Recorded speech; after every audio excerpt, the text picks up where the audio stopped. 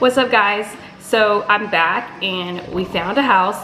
He picked one of the houses that I chose, which I'm super excited about because I was nervous. We spent a lot of money and time to go see the house just because we're in Missouri. We had to go all the way to Florida and we chose the house, so that's amazing. And you know, that was as I thought. So that being said, our next steps were to close on the house. So within the closing, I kind of want to take y'all through the process of kind of what you need to know and what you should ask your mentor as you're going through this process. So first things first, you say, okay, yes, I want the house. Once that was done, I called my mentor and let her know that we're gonna pick this house. And I asked her, you know, I'm kind of just saying like, hey, I need, you know, help hands-on, exactly step from step what I need to do. So I treated it like that. I didn't go like in it being overly confident and thinking that I know everything, you know. So this is my first, you know, my first deal. So I wanted to be very precise on everything that I'm doing and also gaining the experience in learning from her and what she's telling me. So I have my computer up here to just go through all the documents. I'm gonna post them. I'm just gonna, not the documents that we exactly signed, but I'm just gonna give you like an example of the documents that we had to utilize within the process. So within the first, you know, after we said yes to the house, we, just looking over my head. So once we said yes to the house, then we had to write a sales contract. So the sales contract states how much the house is gonna be listed for, how much we want to buy it for, and a lot of other confidential things as far as is contract. You know, you take the house as it is, or you can ask for them to pay for things. Things were messed up within the inspection process. So first we did it orally offer because there were so many people trying to get this house. So I went ahead and asked for the offer, and I asked for the house is listed for 2.2, I believe, and I offered 1.9 for the buyer. They declined. They said that they wanted to at least stay in the 2s. So then they said that could you go up to, then we offered again, and I said, okay, so we'll do 2 million. So she accepted the offer, and she also gave us more incentives. She also gave my client a free car within that, and also an early closing date, and that's exactly what he wanted. So that was good. So we said, okay, our budget was 2.5 million, and we went down to 2 million. So we're $500,000 in the clear and not spending over. So that was really good. So when you're working with a buyer or any type of client, you always want to stay in their budget. If you don't, like, that could be a problem, and they might not want to use you. So, you know, I've had situations where that I had to talk, even though he's my boyfriend, I had to make sure that I was treating him like, you know, any other type of client, like with, as far as like, even though I might want some crazy stuff, like I have to be like, okay, this is our budget and this is what we have to stick with, and that's that. And, you know, be professional and make sure you're not showing houses that aren't in that budget, you know, because client would really get mad if you're showing them, getting all excited and like, oh, it's 3 million though, do you think you can budge? No one wants to budge, you know. I mean, you might, but like, let them offer that, you know. Don't go out of your way to offer that. Find the best house possible. He wanted acres, we got acres, you know. We had two houses on the lot, which is really nice and very big for the family. So that was first things first. So once we put in the oral offer, then we go and write the sales contract. So I reached out to my mentor about that. I said, okay, hey, we need to write the contract. And so on, like, through the brokerage firm that I work with, they already have templates of documents that you can go in and you can utilize those templates and just pretty much fill in the blank. But you always want to read over it and make sure there's nothing, you know, misword spelling, or even, you know, it says, you know, just any mistakes. Like, you need to be going over the contract. Like, you should know the contract in and out. And that's one thing, you know, when you take your real estate license, you kind of just, you learn about, you know, the bare minimum. But like, once you're like really in real estate, like, you have to, you're not an attorney at all and know what matter, but you are like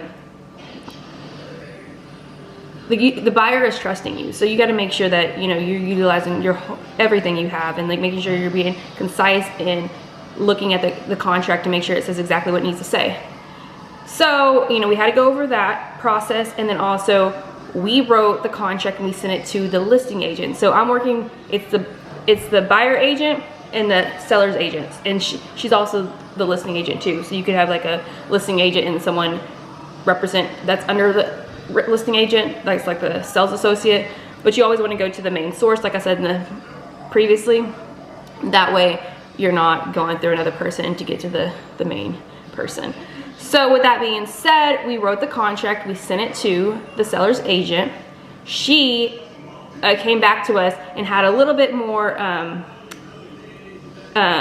she changed a little bit, you know, so she wanted us to work with her title company because it just made the process easier.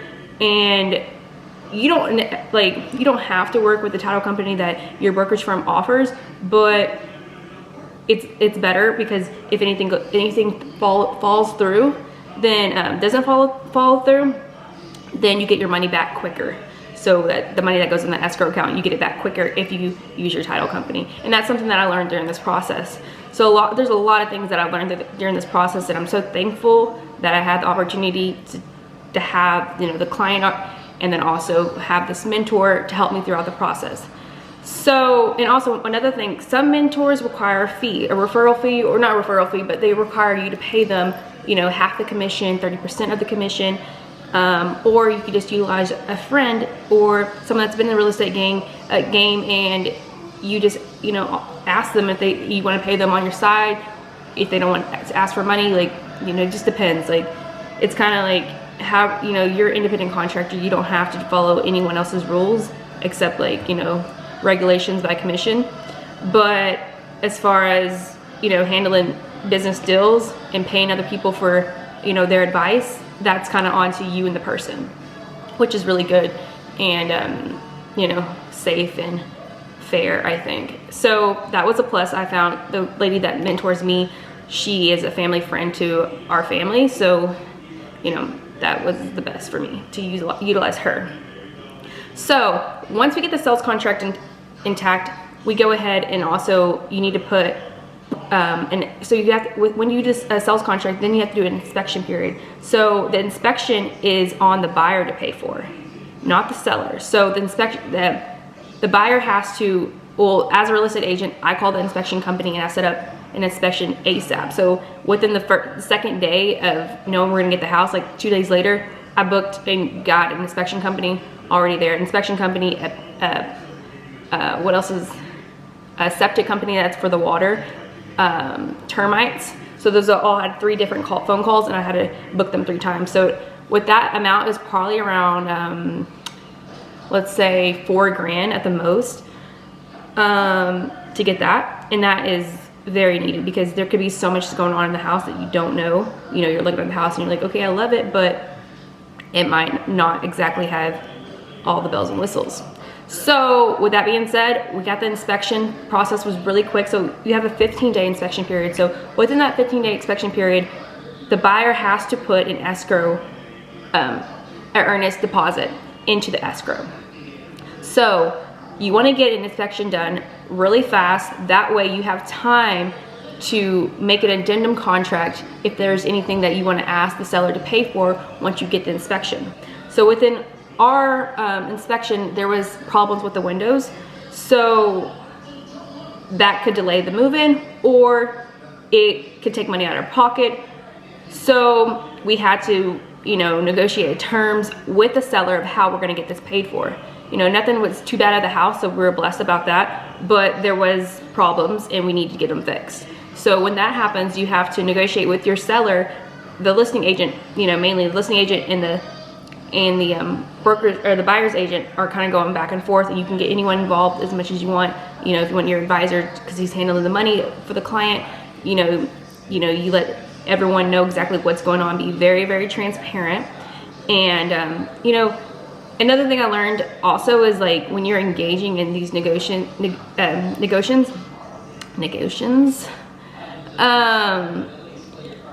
you're human. I mean, people are human, so you kind of read and you see if people are, you know, true to what they're saying and, like, they're gonna do what they say. Like, obviously you want everything in contract, but, like, you want to work with someone that you feel comfortable with and that's also not trying to scam you, you know? So you got to be able to read people that way.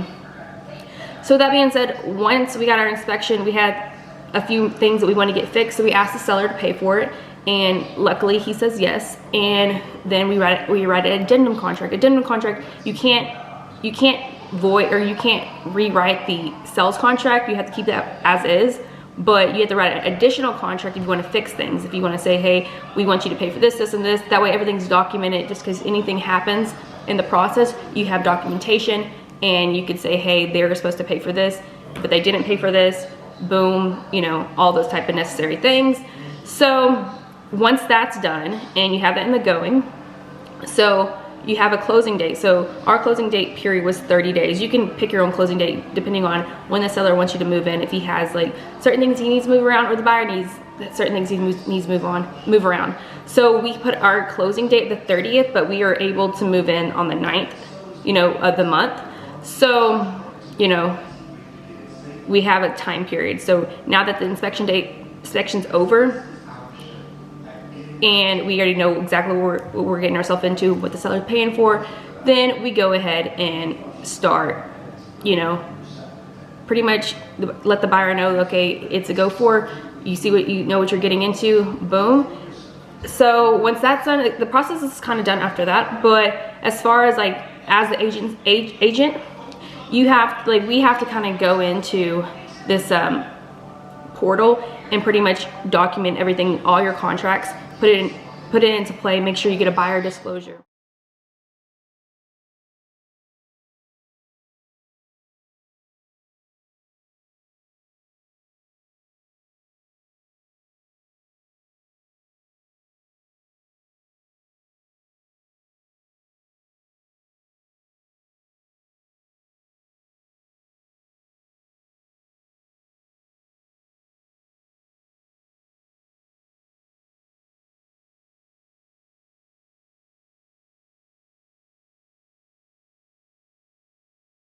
A buyer disclosure is something you and the buyer are, so that way that he knows how much commission you're making off of this sale, and also he knows that he's working directly with you and he can't work with anyone else, you know, just for this house. And then also affiliated business disclosure statement, and so the business disclosure, affiliated business arrangement disclosure statement. So all these documents were, I'm not gonna lie, they were really new to me. Like, I had to call my brokerage firm. So we have a manager at the brokerage firm and also a mentor that I talk to. So I'm going back and forth between the company that I work for and also the mentor. She works for the same brokerage firm, but not in the same office, you know. So then there's many agents and many brokers, and not everyone knows that same person. But so I'm just communicating with so many people. That way I'm doing my job. You know, it's my first listing, first deal, and I wanna make sure it's on point. So I'm calling people and I'm letting people know, hey, is this right? What do you think about this? You know, I was just like that. I mean, you don't have to be like that necessarily if you feel like you know what you're doing, but I think it's very good if you're gonna, you know, for your first deal and it's over $1 million, yeah, you better be on. So there's, like I said, affiliated business disclosure statement, buyer's disclosure statement, and then I had to turn in like a, this is like, I feel like I'm in school or something, but like a closing statement document. So you have to get that signed by the buyer. So the buyer needs to sign those documents, that way you get paid. And once that's done, you know, there's also home insurance, home warranties. So ideally, since he's, you know, this is my client, I'm going to make sure, you know, I set up his home insurance and also water, light, all those small little details, like get that already in the workings. That way when he moves in, you know, and even like the services for the pool service, grass service, you know, to have all those details is a plus, you know, for the buyer. So he doesn't have to focus on anything else. He can just move in happily and boom. So yeah, this process, like, I'm pretty sure like once that's done, honestly, then the deal closes. Like obviously, like there might be like certain things that pop up and I'm gonna be ready for it. You know, I'm also gonna ask my mentors and also gonna, you know, keep, you know, studying every day more and more. And, you know, the more listings I get and the more deals I get, like the more experience I'll get, and I will know certain questions, because it's kind of like you run with it, and then you figure it out. You know, there's not gonna be like A, B, C, like this is gonna happen, this is gonna happen. But you know, obviously there's contracts that you have to get done, so that helps the process. You kind of have a little bit of structure right there. But if there's like problems that happen as far as inspection process, you know, the seller getting mad about stuff, you know, there's like real life stuff that just is gonna happen within, you know, the transaction of this. But as this being my first one, honestly, I'm super excited. You know, I love business. Like, it's just every day, like, I feel like I'm like doing something for the world, so it's good, you know, good energy. So once the house actually closes and we actually get to move in, and I'll show you guys the house and everything like that, and it's gonna be great. And I'm super excited for the next steps, super excited for the next listings. And I hope my boyfriend's excited too. Maybe on the next video I could show you like his thought process of, you know, dealing with me as an agent, and it being, you know, his girlfriend. So like, that's pretty wild, right? So I'm super excited. And yeah, guys, if you have any questions throughout the process, if I didn't go over something that you might have wanted to know more, you know, your experience of like even getting your real estate license. I'm a Florida real estate license agent, and also I'm getting my license in Missouri. So, you know, just diversing my background, which is really good. I'm thinking about maybe getting in LA. I don't know, just because it was an easy process for me to get my license. You know, I studied, I took the time, you know, just like literally took me like probably 2 months, but to take the course. And then I waited a little bit, and then I took the test. So, you know, you do it your own way. You can knock it out right then and there. You take your whole year time, which, you know, it just depends on you. But yeah, like I said, let me know what you think of this video and what else you want to hear, what else you want to see. And I'm super excited. Thank you for watching, guys, and please subscribe and like and share. Talk to y'all later.